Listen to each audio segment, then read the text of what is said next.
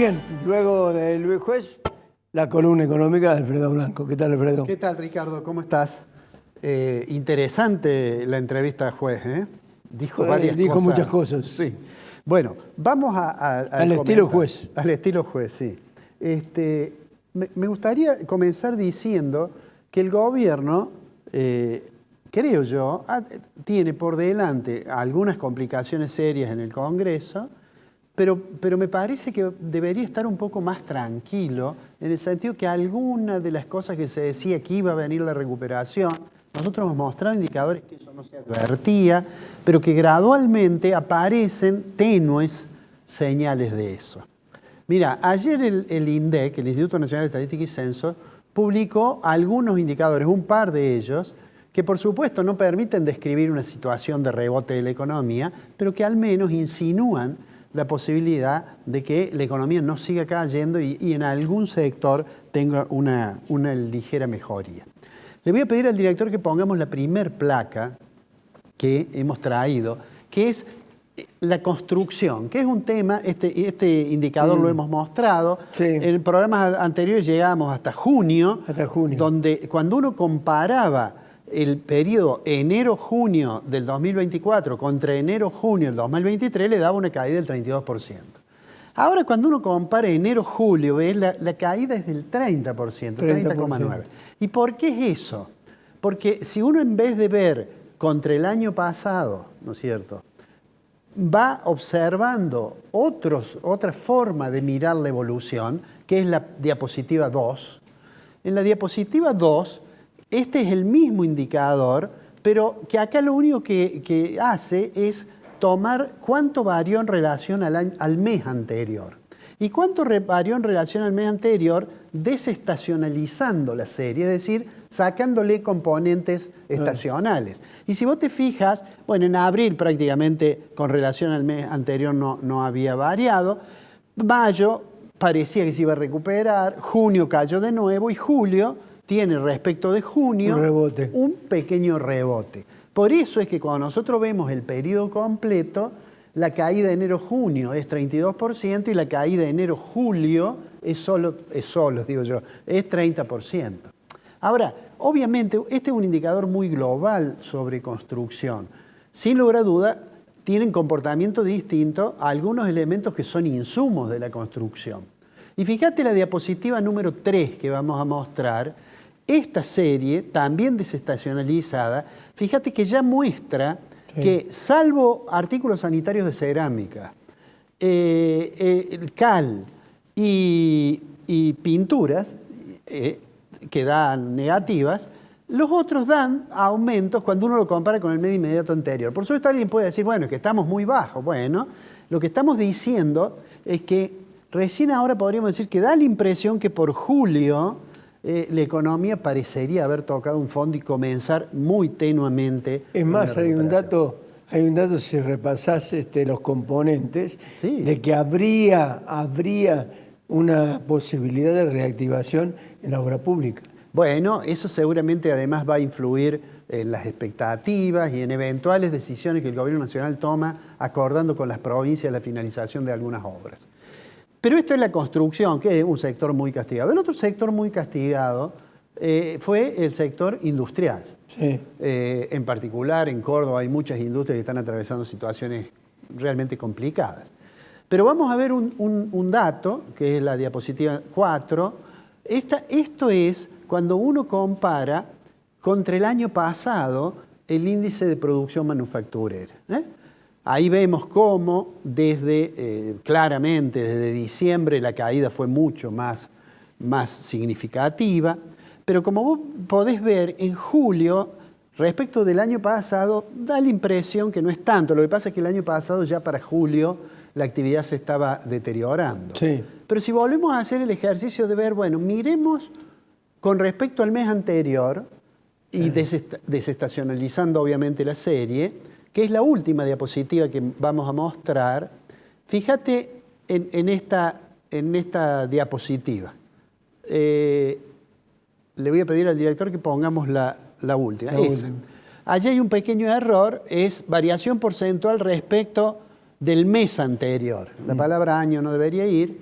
Bueno, y entonces acá sí vemos cómo de esta situación ha tenido, con respecto a julio ha tenido un pequeño rebote. Ahora bien, esto quiere decir que lo que muchas veces dice el gobierno, se terminó la caída, ya iniciamos la recuperación, etc. No quiere decir eso. Obviamente un par de datos no permiten ver una tendencia. Pero digo que es una mejor noticia que las que veníamos teniendo con los indicadores que daba el INDEC sobre construcción y sobre. De todos modos, si uno mira comercio, sigue habiendo caída. Digamos, de todos modos, la situación sigue siendo complicada. Pero digamos que hoy el gobierno podría decir, creo que puede llegar a recuperarse la economía, quizás de acá a un par de meses, pero, y que además creo que la inflación puede mantenerse relativamente bajo control. El INDEC va a dar a conocer el dato, que será 3,8, 4, 4,1, no importa, pero el gobierno insistirá en que su plan está funcionando. Ahora hay un punto que yo creo que es el talón de Aquiles, nosotros lo hemos mencionado alguna vez. Las caídas del nivel de actividad atentan además contra el equilibrio fiscal. El equilibrio financiero, es decir, una vez que uno deduce de los ingresos los gastos, obtiene el superávit primario o el resultado primario, después uno resta los intereses de la deuda y obtiene el resultado financiero. Ese cada vez se ve más complicado si es que, por un lado, el gobierno se ve obligado a bajar algunos impuestos, el caso del impuesto país. Por otro lado, un nivel de actividad bajo significa ingresos tributarios bajos. Pero además hay otro punto en el cual el gobierno ha dejado de mencionarlo, a pesar de que era uno de sus objetivos. El gobierno decía, mi objetivo es superávit fiscal, mi objetivo es bajar la inflación, mi objetivo es recuperar la solvencia en el sector externo. Y en el sector externo, la decisión de tratar de anclar un poco el tipo de cambio ha hecho que el central no pueda recuperar las reservas internacionales que aspiraba. Claro.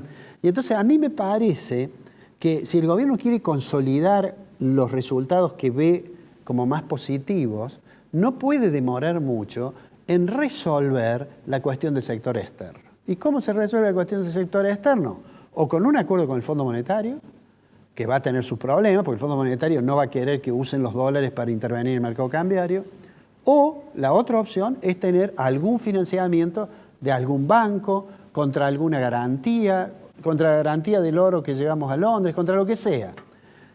Pero no puede seguir dilatando eso. ¿Por qué? Porque esta situación que hay en el mercado cambiario, de aparente relativa calma y que lleva al gobierno a decir, no, va a seguir bajando los dólares financieros hasta que tengan convergencia con el dólar oficial, en realidad no se sostiene en el mediano plazo. Si la inflación es 3,5% y siguen devaluando 2%, en algún momento el atraso cambiario empieza a influir sobre las expectativas de posibles devaluaciones y empieza a haber gente dispuesta a especular contra el peso. Ahora, ¿por qué el gobierno insiste en eso? Insiste en eso porque el gobierno sabe, más allá de lo que diga el presidente, lo dijo en su discurso en el Instituto Argentino de Finanzas, dijo, no, en realidad el tipo de cambio no es la causa de inflación, es un precio más que aumenta cuando aumenta la cantidad de dinero. En realidad en Argentina está probado, y él debería saberlo, porque la devaluación de diciembre pegó sobre los precios. Claro. No discutamos acá la causa última, que en todo caso merece una discusión bastante más seria de la que presenta el presidente, pero sí que está claro que no quieren soltar el tipo de cambio. Muchos gobiernos han hecho eso, pero el problema es que no deben dejar atrasarlo mucho, porque si no van a tener inconvenientes. Quizás también están confiando en que el blanqueo, el régimen de inversión, de incentivos a las grandes inversiones, de RIGI, quizás confían que eso le arrime un poco más de recursos para tener más tranquila la cuestión fiscal, pero sobre todo, eventualmente, si hubiese inversión extranjera directa, para que aumenten las reservas centrales. Yo no me haría demasiadas ilusiones de eso. Yo lo que creo que el gobierno debería seriamente ponerse a ver qué hace para reforzar las reservas internacionales, y eso va a pasar por buscar financiamiento. Vos sabés que yo tengo una duda con respecto a una inquietud con respecto a este tema de los números. Se habla de que el sector agropecuario invirtió 15.500 millones de dólares. ¿Cuánto recaudó? ¿Y dónde están los dólares? Bueno, lo que sucede es que el Banco Central, que ha comprado muchos dólares, sí, también hace, yo diría a partir de junio, y a partir de julio marcadamente, decidió que su programa de expansión monetaria cero, cuando el Banco Central compra dólares, entrega dinero. Sí. Ese dinero, algún gobierno lo esterilizaba con la ELIX. Sí. En otro momento se esterilizaron con pases. En otro momento con letras del Tesoro. Sí. Cuando eso no es suficiente, entonces el gobierno descubrió que compraba los dólares al tipo de cambio de los exportadores, claro, ¿no es cierto? Y que vendía dólares en los dólares financieros, el contado con liqui, el MEP, lo vendía al precio del contado con liqui y el MEP, que es más grande. Entonces no tenía que vender todos los dólares, pero no podía acumular en la forma en que digamos, en que hubiera sido deseable, para recuperar las reservas internacionales. Cuando tomó esa decisión, está bien, por un lado está lo positivo, uno ve el tipo de cambio bastante tranquilo, ¿eh? Sí. De hecho la brecha se ha achicado. Ahora, del otro lado, tenés que saber que no estás reforzando significativamente las reservas internacionales del Banco Central. Nos vemos la semana que viene. Nos vemos la semana que viene.